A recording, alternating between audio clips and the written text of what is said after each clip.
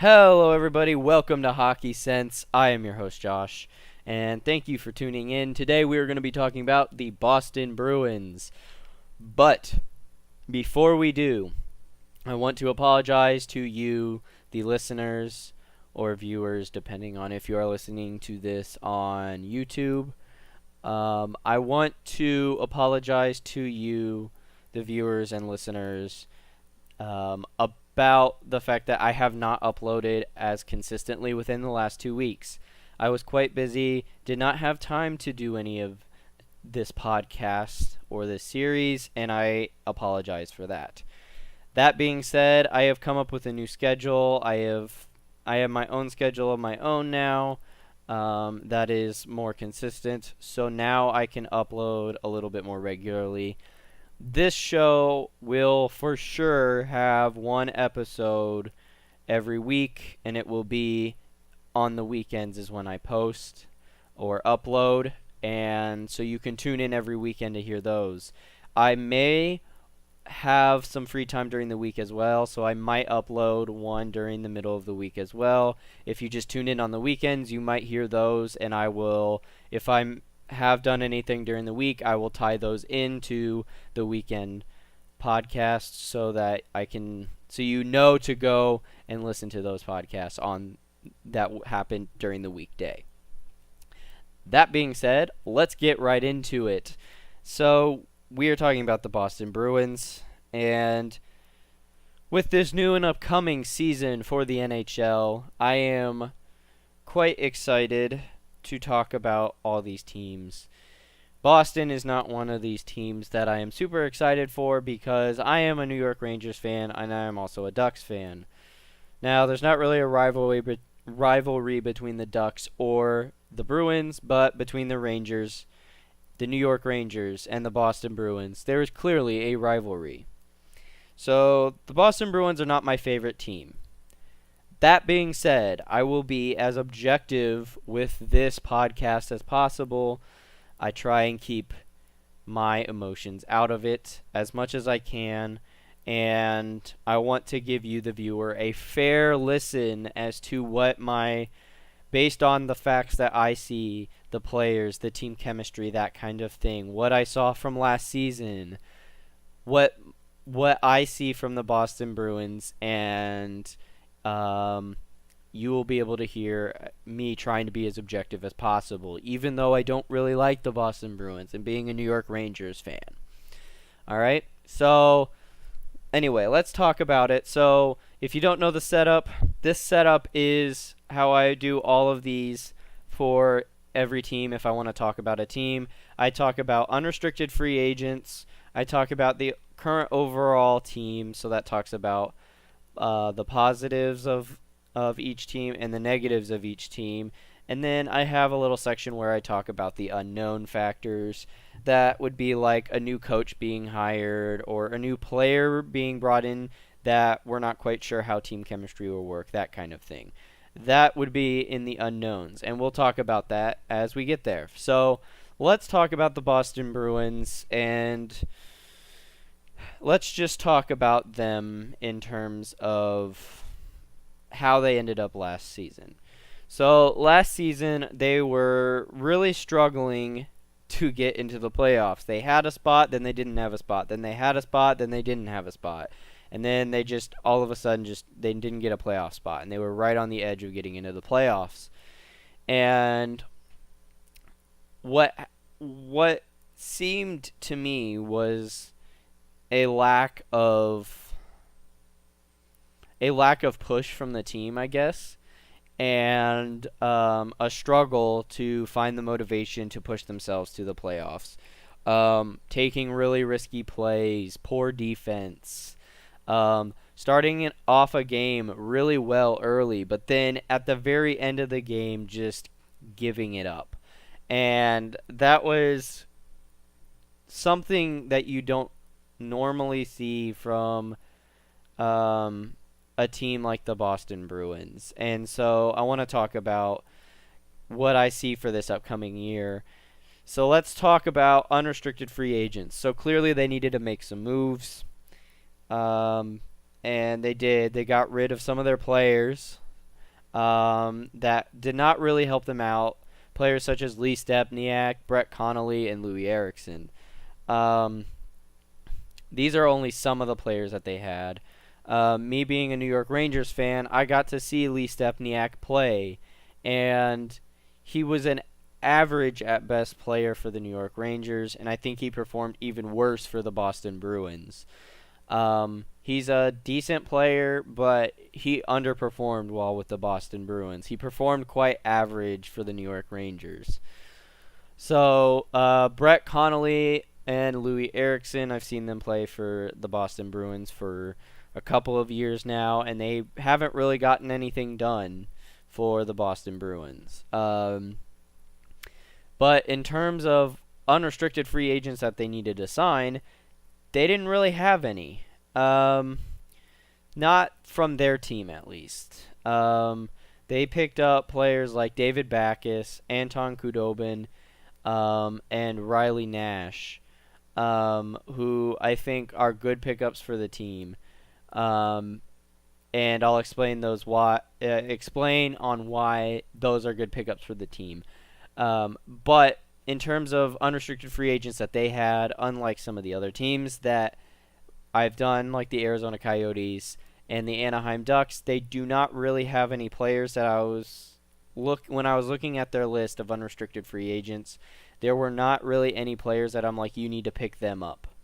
Louis Erickson was potentially the only one who was an iffy call. It could have gone either way, but in the long run, I think Louis Erickson being traded was more of a benefit than signing him. So, I don't know. In terms of unrestricted free agents, Boston doesn't really have anything that they needed to sign from their own team.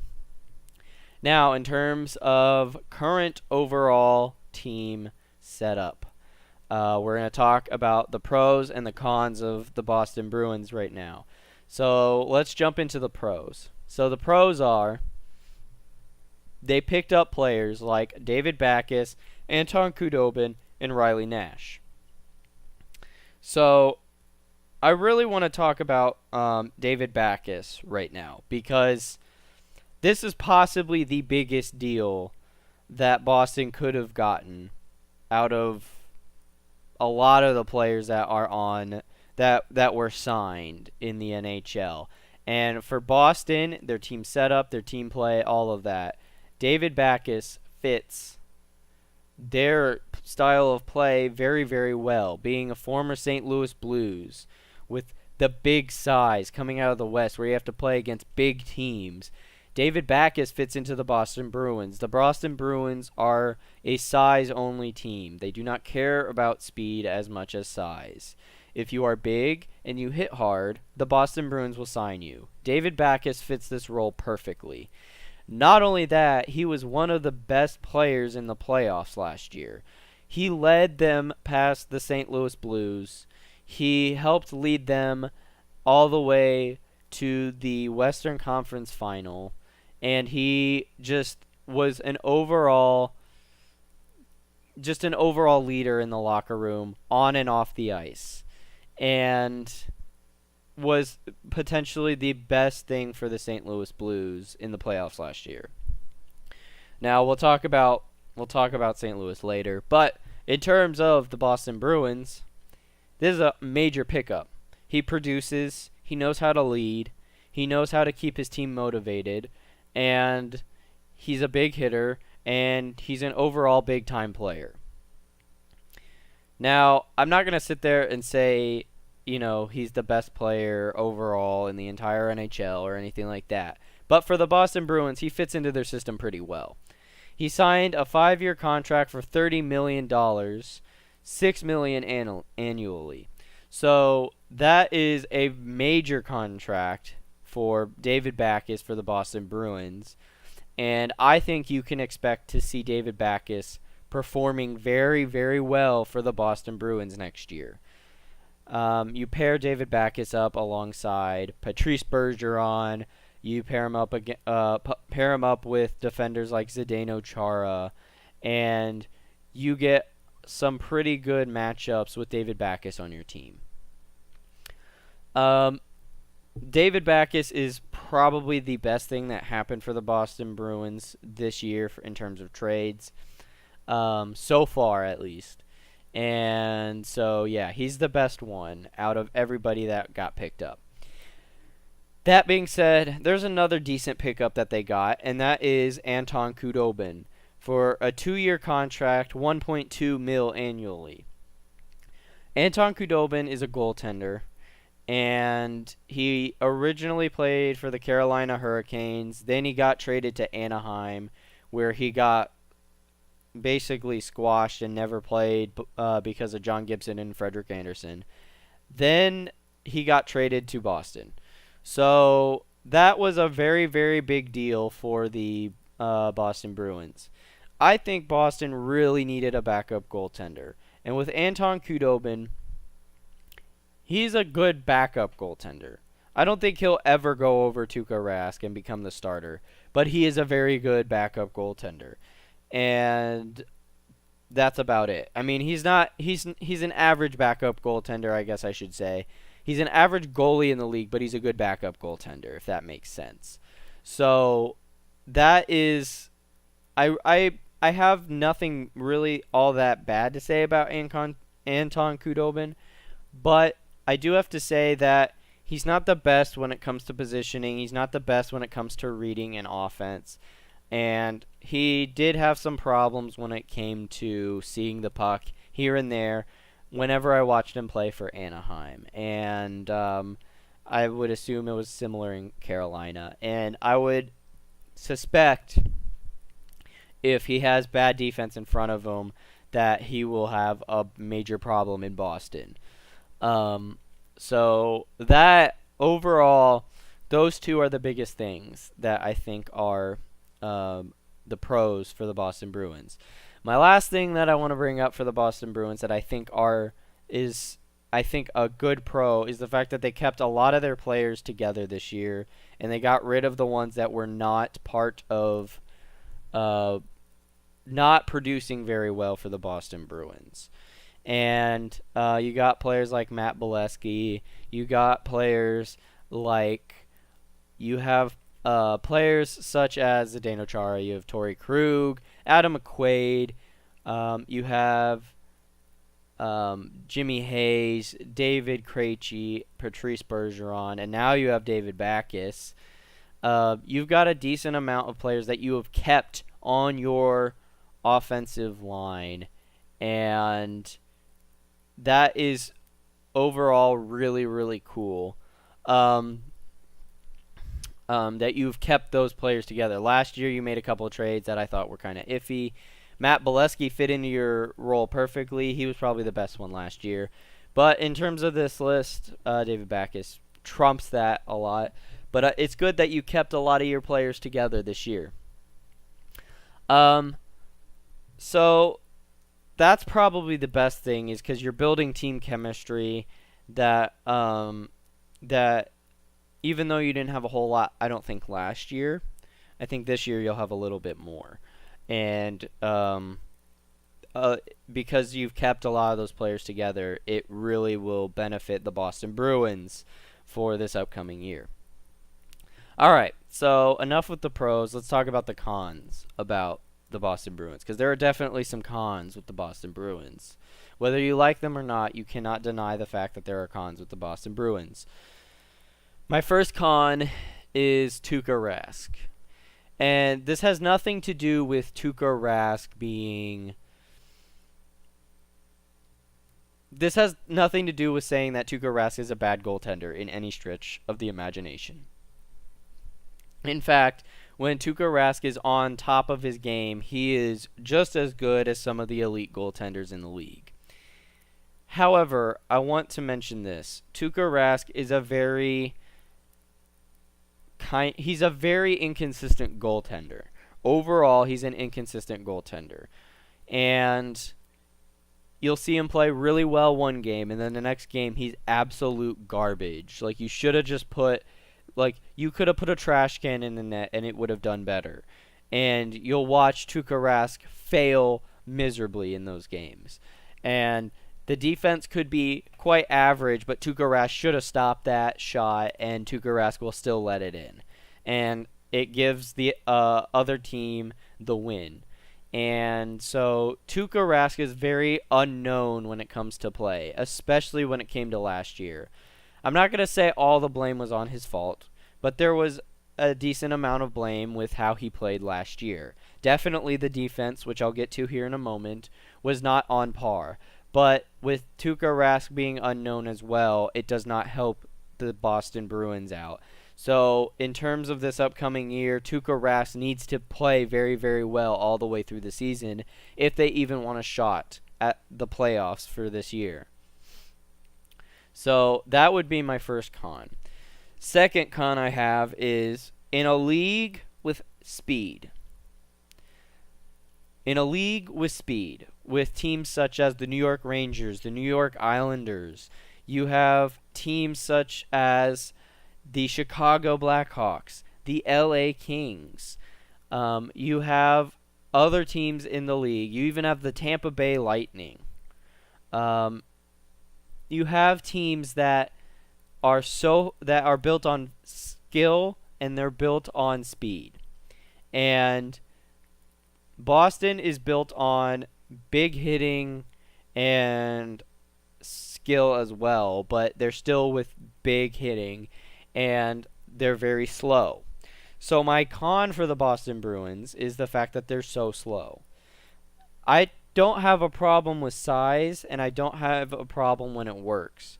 But in a league where a lot of teams are switching to speed and dumping size in every single one of their players in order to get that speed so that they can get a leg up on the opponent that is slower than they are, then Boston comes out looking like, they're barely moving their feet. And so Boston has probably the biggest lack of speed in the entire NHL, in my opinion. They struggle with this so much. And especially, the fact that there's not a lot of teams in the East that have the size advantage that the Boston Bruins have. You even look at teams such as Montreal or even Philadelphia or Pittsburgh even has a little bit of this, where they have some decent size on some of their players, but they still have some fast players to keep up with the speed of some of the teams in the NHL. I don't see a lot of players on Boston that have that speed. Maybe the only couple players that I would even bring up would be Matt Bolesky or Patrice Bergeron, and even they are on the slower end when it comes to players in the NHL. So overall, I kind of, it's almost a struggle to watch Boston play their slow game. And when it works for them, it works perfectly. But when it doesn't work for them, they basically get outplayed the entire game. I mean, you watch them when they play a team like Chicago or LA, which is straight speed, or even New York. And if they, it looks like the other teams run circles around them sometimes. And when they miss their hits and they mistime their checks and that kind of thing, then those fast teams just absolutely destroy you in the middle of the game. So that is another big con for the Boston Bruins. My last con, I guess, for the Boston Bruins is defensive play. Now, defensive play is something that Boston has really struggled with for whatever reason for this past year, and it's almost as if they play really well first period, do okay second period, and third period they really, really, really struggle. Or they just get absolutely destroyed. Or they play really well for one period, but the other two they really just struggle at. It's really quite hard to watch the Boston Bruins when their defensive play is lackluster at best.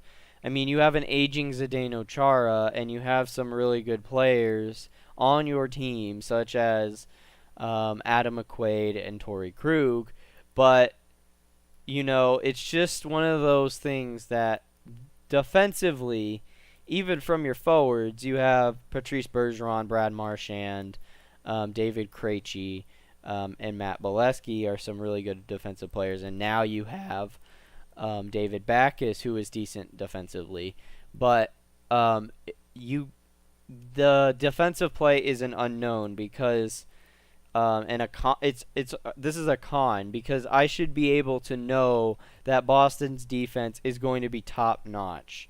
If you're going to build a team that's defensive and not offensive, then your defense should be absolutely top notch in the NHL. And quite frankly, it's not.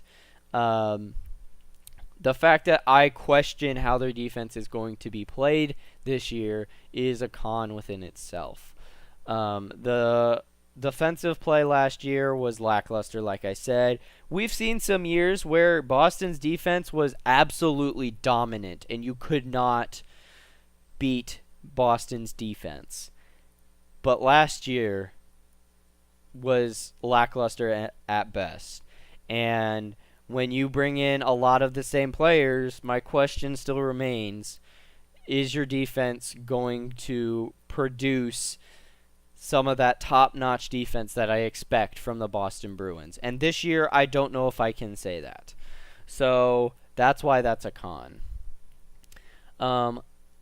Speaking of unknowns, let's jump into the unknown factors for the Boston Bruins, all right? So my first unknown is this is a player because I don't really know a whole lot about him. It looks like he's produced a decent amount of points when he played for the Carolina Hurricanes, and he played in the AHL for the Charlotte Checkers. And that's Riley Nash. And he's got some decent points. When we look at some of his stats, we come to the conclusion that he's an average player. He's nothing special, but he's got some decent points to him. If we last year he played for the last 3 years from 2013 to 2016 he played for the Carolina Hurricanes. And in those 3 years he's played a total of 31 games, it looks like. And I'm looking at his goals. No, he's played wrong column. No, I'm looking at if we look at his games played, he played 73 games in the 2014 year, 2014 to 2015 68, and 2015-2016 64. And in all the goals he got, so in 2013 he got 10 goals, he got 14 assists, a total of 24 points. So not bad.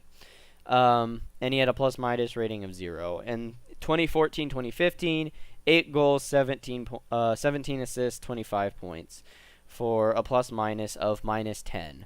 And in the 2015-2016 year, which was last year, he had 9 goals, 13 assists, 22 points overall with a plus-minus of -5.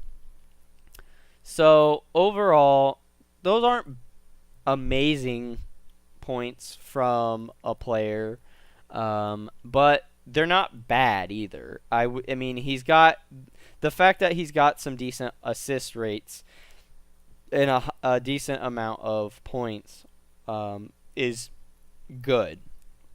It means that he can produce. The fact that the Boston Bruins have struggled with production from last year, this is a good sign for them. But the question is, does he match up very well with the Boston Bruins and their play style? I don't know much about Riley Nash. It looks like he might fit into their play style. But coming from a team like the Carolina Hurricanes, which was a lot faster of a team, will he fit into the slower-paced play style? I don't know. That remains to be seen. But it looks like it's a good pickup. But at the same time, it's still an unknown. We don't know much about Riley Nash fitting into the Boston Bruins chemistry and lineup. Speaking of chemistry, let's talk about team chemistry. So the Boston Bruins, like I mentioned earlier, had a very interesting team chemistry last year, and I don't know if that team chemistry will be fixed for this year. this last year, team chemistry was very iffy at best. Um, the star players basically had to carry the team, and even though you want your star players to produce, you still want the rest of the team to follow and produce with you and to come alongside you and support you. I didn't see a lot of that last year. And so the question remains, will the players that they brought in and the players who are newer, younger, not as experienced, be able to keep up with the older generation of Boston Bruins players? And will the older generation of Boston Bruins players create a level of team chemistry that is better than what it was last year, where everyone is on a similar page? I didn't see a lot of that last year in the games that I watched from the Boston Bruins. That being said, I've seen it be a lot different. I've seen the Boston Bruins have team chemistry that was absolutely outstanding, and I know it can be done. So the question is, will for this year that team chemistry be there? If it is, their defense will go up, their offensive production will go up, their goaltending will go up, and they'll be a dominant team in the NHL again. So, team chemistry, will it be there? I don't know. Defense, speaking of defense, like we were just talking about, defensive play, will the defensive play be where it needs to be? Will it be a top level defensive play? And for this team, they need to have top defense. Like I mentioned earlier, they need to have that top defense. That's what their team is built on, so that's what they need to have, is good defense. And for this upcoming year, their defense is an unknown to me, like I said, which it also makes it a con, but it's still an unknown, so I have to put it in this section as well. Will their defense show up this year? And will it not be lackluster? So that is also an unknown. My last unknown is also something I mentioned earlier, which is Tuukka Rask. Will his play be the level of the other elite goaltenders? And will he play outstanding goaltending for the Boston Bruins while playing hockey? We don't know this. He has played very inconsistent over the last couple of years, and I think that is a valid question. Is Tuukka Rask going to play well this year? I don't think anyone can sit there and tell me for sure he will play outstanding hockey and be an outstanding goaltender, because there are other goaltenders who are playing outstanding hockey and being outstanding goaltenders that are doing way better than he is and more consistently than he is as well. So I want to throw that question out to Boston Bruins fans or those who are fans of the NHL. Will Tuukka Rask be the outstanding goalie that he needs to be for this year? I don't know, and that's why I put him in the unknown factors. Anyways, so that is my list. That is the end of what I wanted to talk about for the Boston Bruins. If you have any thoughts or comments about the Boston Bruins, leave them down in the comments down below, whether you're on YouTube or whether you are on SoundCloud. Yeah, feel free to leave that comment down below. The other thing is, what do you think should be brought up about the Boston Bruins? Are there anything else that I left out of my podcast that you want to bring up about the Boston Bruins? Do you agree or disagree with what I'm saying? Feel free to leave that in the comments down below. Obviously, I would like to see some facts thrown around in there on why you think what you think. And so, yeah. Anyways, thank you for listening. Leave a like or subscribe or follow, depending on what you're on. If you want to hear more of this stuff, I really enjoy doing these, and I think they're really, really awesome. So, yeah, I really enjoy doing these. I hope you enjoy listening to them. They are absolutely fun to do for me. So, thank you for listening, guys. Tune in next weekend where I will talk about the Buffalo Sabres and we will talk about some of the interesting stuff that has gone on there and what I think about the New York Islanders, the Buffalo Sabres. Sorry, there's a picture of the New York Islanders. Threw me off here. All right, anyways. So, thank you for listening, guys. Yeah, have a great day, and I will see you guys in the next one.